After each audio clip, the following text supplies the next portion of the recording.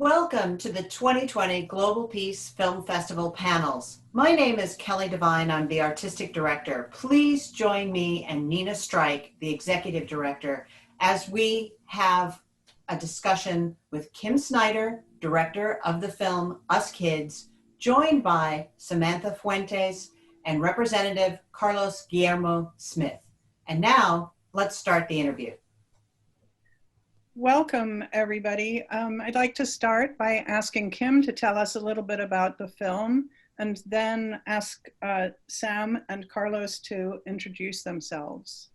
Sure. Thanks so much for having us, Nina. Well, this has been a 2.5-year labor of love, and Us Kids really chronicles, to me, it's a coming of age story of a generation that has grown up against a backdrop of gun violence.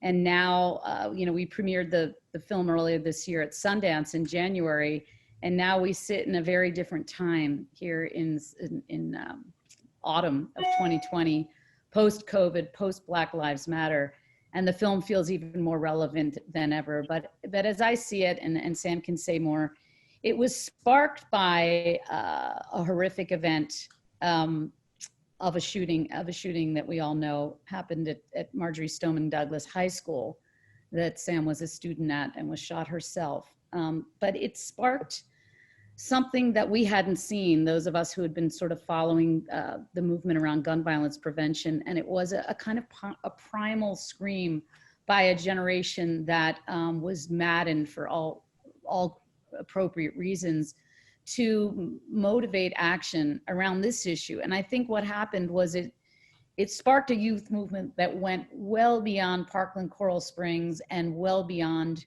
gun reform. It became something that only in some ways, I feel in my mind, this Gen Z could do, which was their understanding of the intersectional nature of intersectionality, of that you can't talk about guns without talking about racial justice. You can't talk about a lot of things. And so the film is really about a youth movement that grew up in this period that happened right in your neck of the woods. And the film has shown as far as New Zealand and in the UK. And I've been finding that people all over the globe are very, very interested, perplexed, horrified by both the epidemic of gun violence that continues, and I think is now more paramount than ever post Black Lives Matter, and just the idea that we had always framed this movie as something I felt strongly about personally, but taking the lead of the kids, that it's never been a political issue.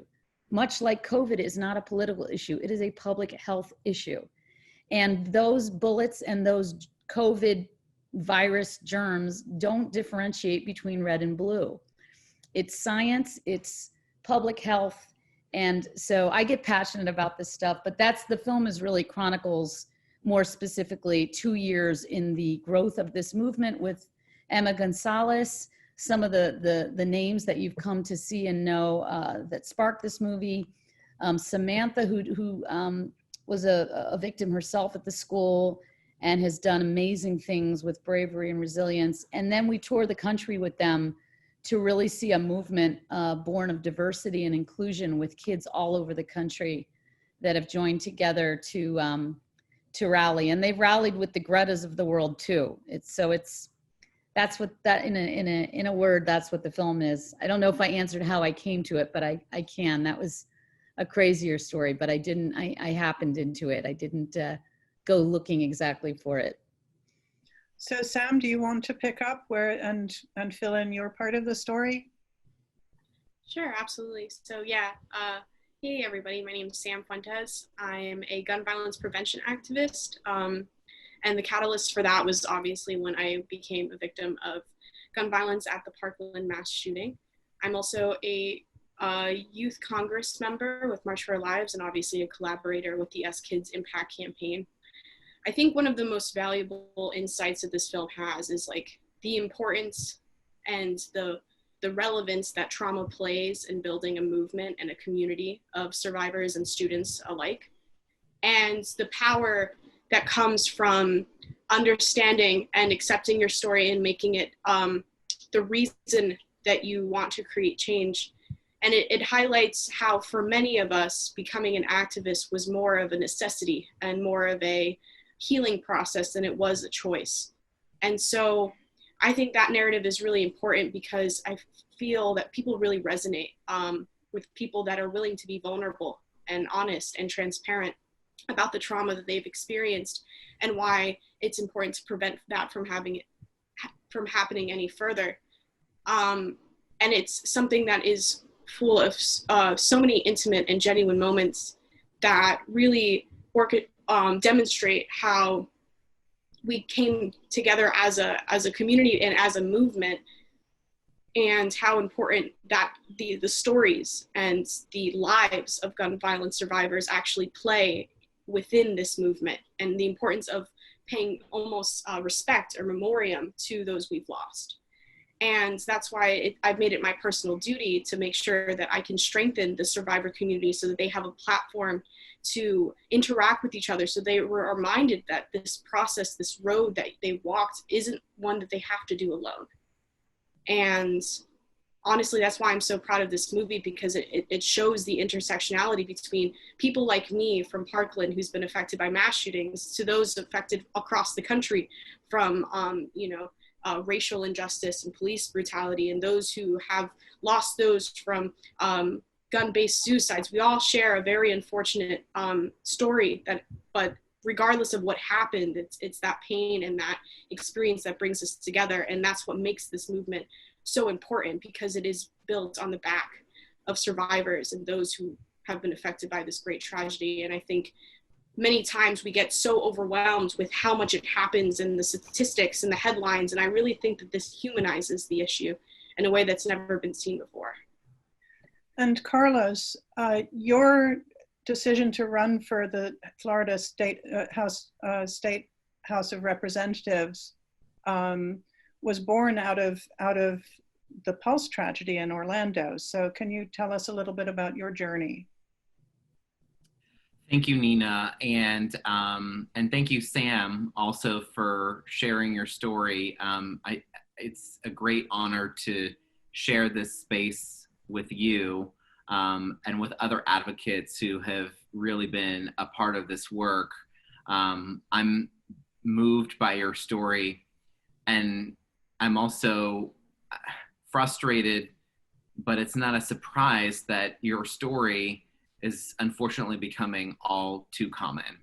I was elected to the Florida House of Representatives in November of 2016, which was just a few months after the horrific tragedy at Pulse nightclub on June 12th, 2016, that claimed the lives of 49 of our angels here, mostly Black and brown LGBTQ people from our community.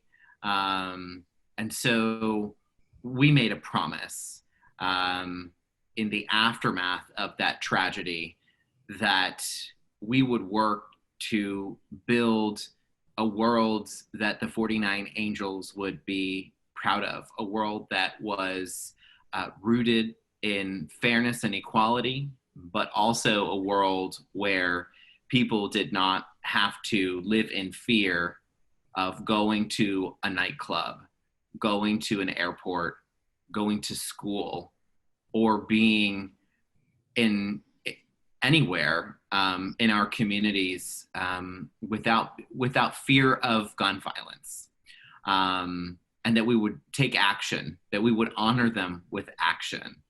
And so the very first bill that we filed, that I filed as a member of the Florida House of Representatives after the 2016 elections, was a bill to ban military-style assault weapons and large capacity magazines. At the time, this legislation that we put forward in partnership with Senator Linda Stewart, also of Orlando, was the first ever assault weapons ban legislation to be introduced in the Florida legislature.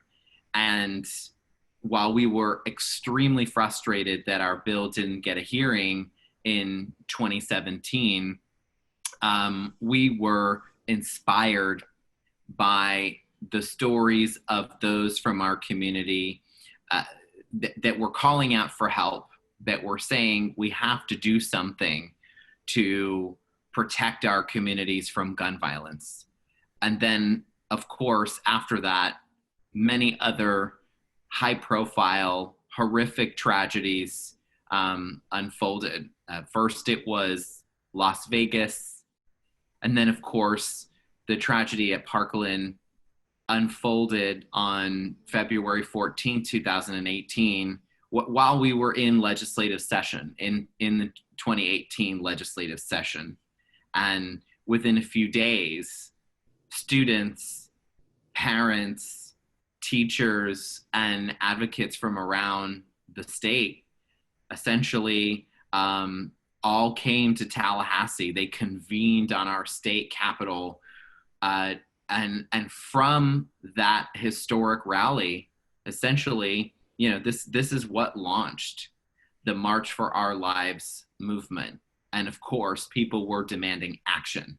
They were demanding action in the form of not just passing the assault weapons ban legislation that we put forward, but by taking comprehensive action, passing universal background checks, safe storage laws, more requirements for people who carry concealed weapons permits for training, making sure that we pass red flag laws so that folks who have a history of violence would no longer be allowed to not just purchase a firearm, but also, you know, could have the firearm that they have in their possession taken by the courts through a very intentional and legal process, because they've demonstrated themselves to be a threat to themselves or others. And so I feel like my role has always been to not only champion this work, but also to lift up the voices of those who have been impacted by gun violence, because it's their stories that need to be told that will really make a difference in persuading those in power who have the power to make these changes, to be on the right side of history, and also to communicate to those communities that there are elected leaders who are on their side, that are committed to this work. And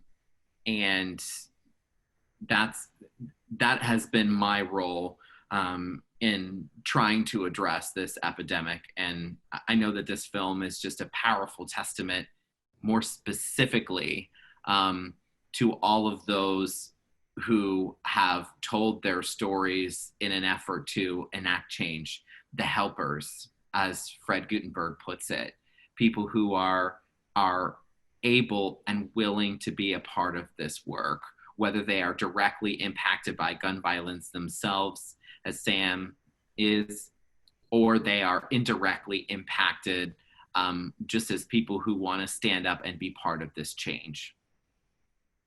So, Kim, this is not the first film that you've made about gun violence, about a horrific crime that has been committed, and your films are set about to inspire people who watch them to actually do something about what they've seen. So, can you talk a little bit about that and your journey with not just Us Kids, but also with Newtown?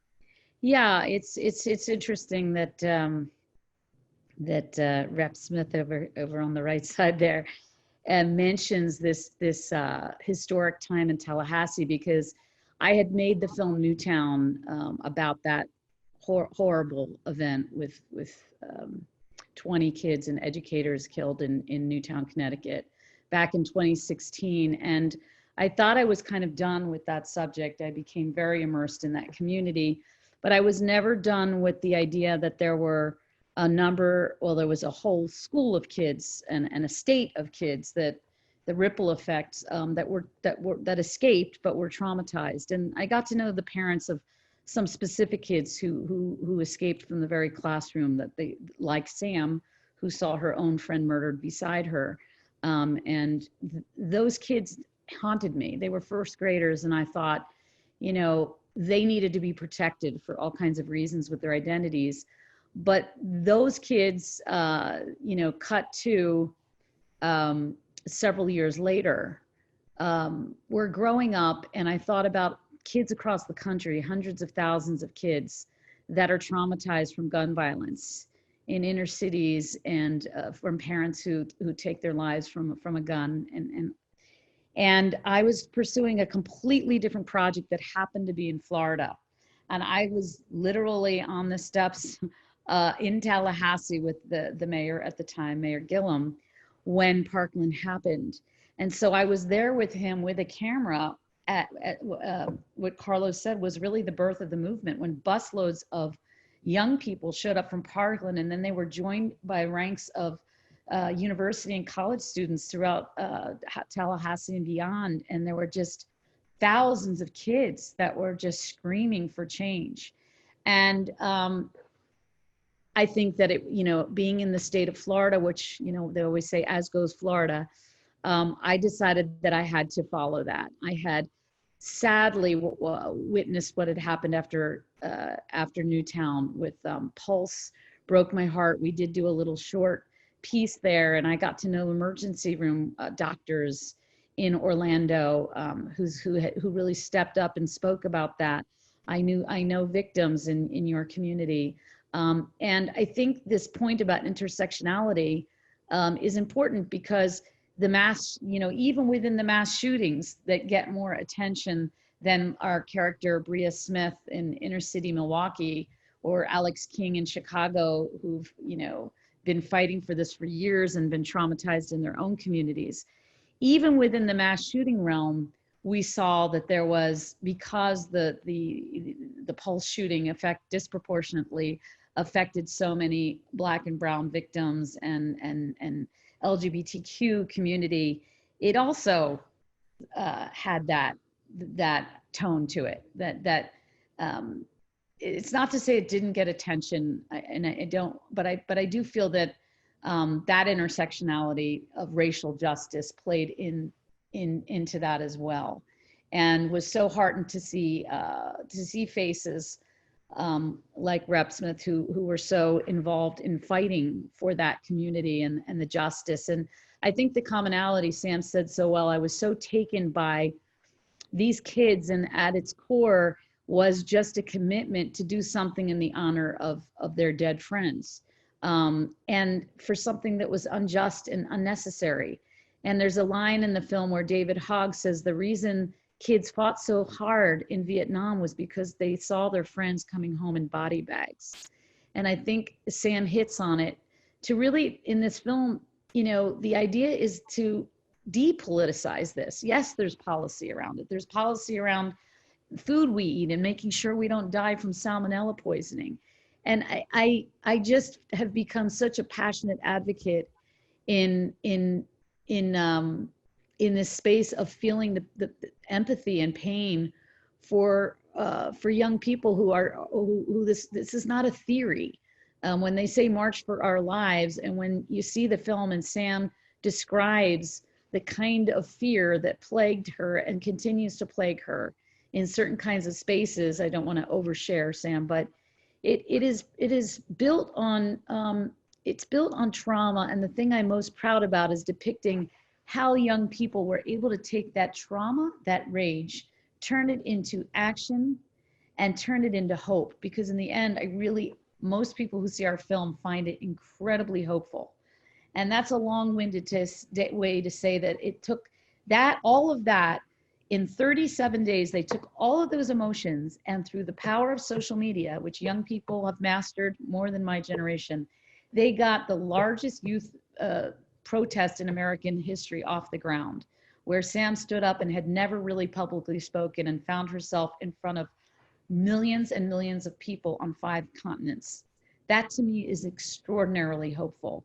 So if they did that in 37 days, from the date we're sitting now, just imagine what we can do in the days of this critical time in the country. And so I feel the film is a call to action. We are launching, we've been tying it in with a series of drive-in screenings to inspire youth activism in a whole number of ways, including turning out the vote. We've been looking at the youth vote, and I can say at the very end, that we're launching it, but I would love to hear from Rep. Smith your feeling about when I talk to kids about how important Florida is and the youth vote. I'm just really curious about the Latino youth vote and what you're saying in your little pond about the importance of young people and all people, but particularly young people and maybe young Latino people turning out to vote and how important it is. Right. Well, and thank you for bringing that into the conversation as well, Kim, because honoring them with action also means making sure that we're using our voices to call for change. And there's no better way to call for change than to vote. And what I think is really, really important, specifically for Florida Latinos, for the younger Hispanic community in our state, is that they actually have the incredible and awesome power in this election cycle to decide who the next president of the United States will be. We all know that Florida is a swing state, that it could go in either direction, entirely based on what type of voters turn out. And our state historically always is determined by, the election margin is determined by just razor thin outcomes. Our elections, statewide elections for governor and for president, are always extremely close. And so we know, just as a matter of what the data shows us, that Hispanic voters, particularly Puerto Rican voters and young Latinx voters, essentially are in charge in Florida, are in charge of determining who the next president will be.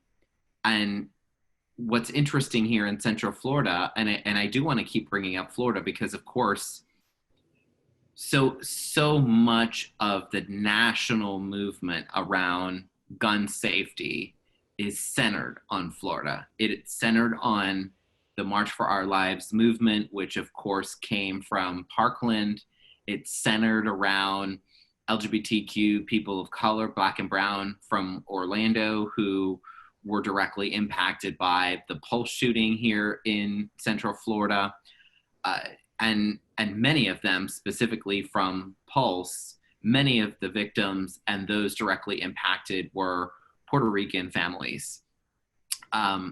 We're talking to Puerto Rican voters, particularly young Boricuas, who are extremely motivated, not only just by the stakes in this election, but also motivated by the fact that many of them are actually, this is the first opportunity they've ever had to vote for president of the United States, because so much of the Puerto Rican population that's living in Florida now came after Hurricane Maria, came during the economic diaspora, which has certainly been longer than 4 years, but has been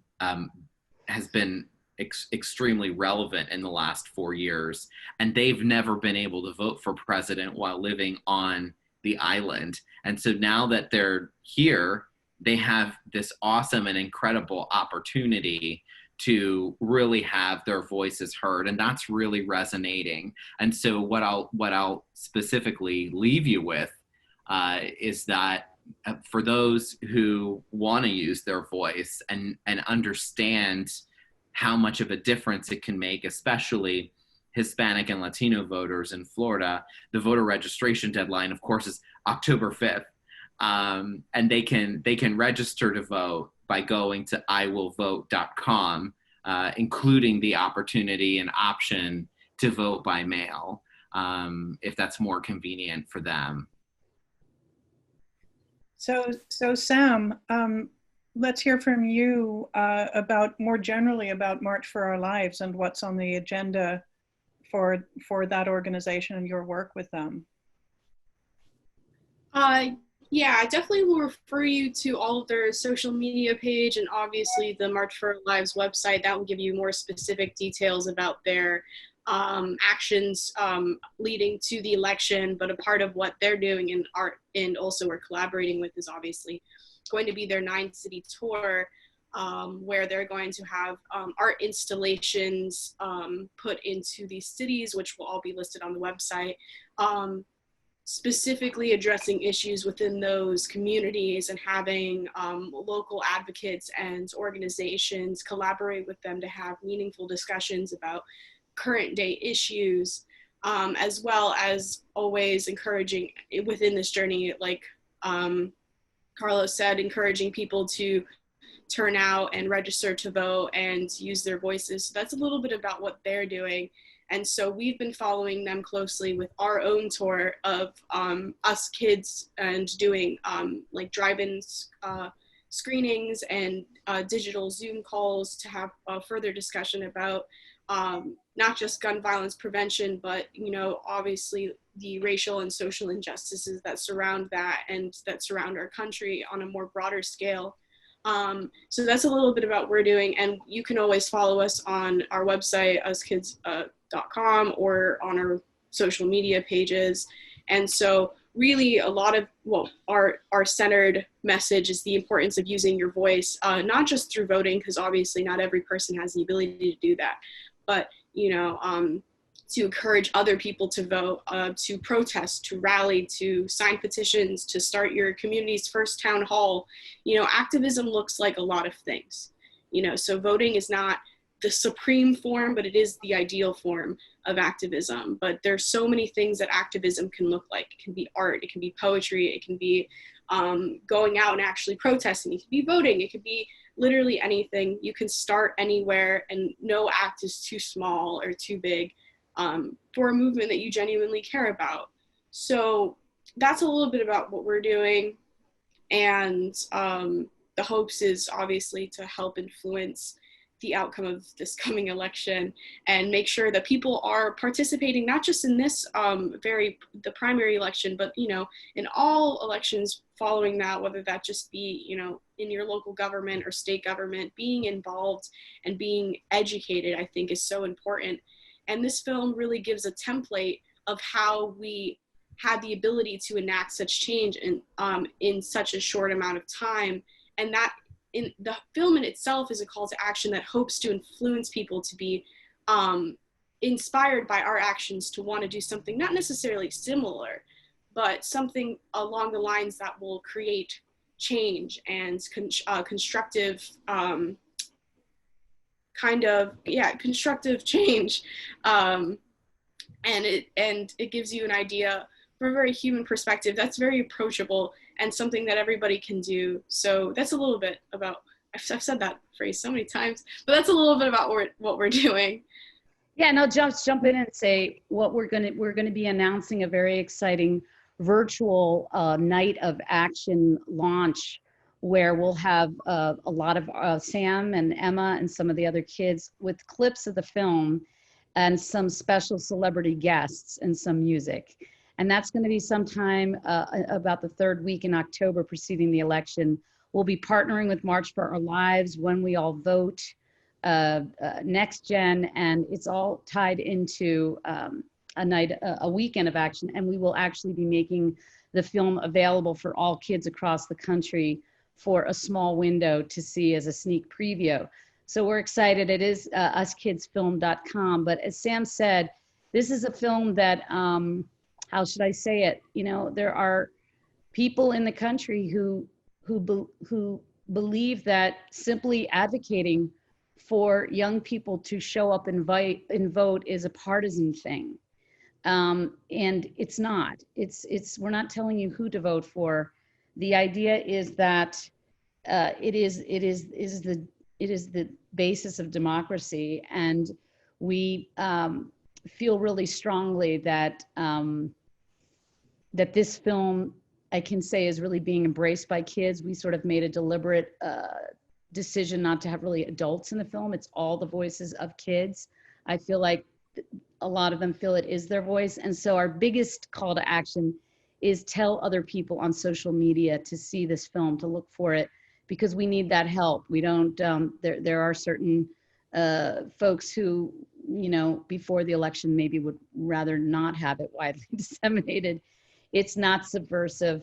In fact, I'm proud of that. It shows a lot of these kids having the teaching points to the adult world that you can have civic dialogue with people who believe differently. You know, we've got scenes of our kids with Texans wielding AR-15s having very civil conversations. And that's important too, is dialogue and listening. So, you know, we really just want people to tell other people to tune in, and especially young people to tell others to check it out. And I say that in a non-promotional way because I truly believe that the voices of Sam and the others need to be heard far and wide. So, oh, Kelly is muted. Thank you so much for taking the time, everyone. Kim, Sam, Rep Smith, thank you for sharing your thoughts with everyone. And thank you for having listened to this interview. If you want to learn more about the ongoing impact campaign of Us Kids, go to uskidsfilm.com. In the meantime, there is going to be a screening Friday, October 7th at 7:30 p.m. at the Martin Luther King Jr. Park in Winter Park. You can go to peacefilmfest.org to find out all the information about that, as well as all of the other events that are ongoing at the festival until October the 4th. If you had a question that you wanted to ask directly of Kim Snyder, we do have a form on peacefilmfest.org, a Google form where you can submit a filmmaker question. We also have an impact survey. So please do let us know how you've been inspired to take positive action to make this a more peaceful and just world. And we look forward to hearing from you. Thank you all so much.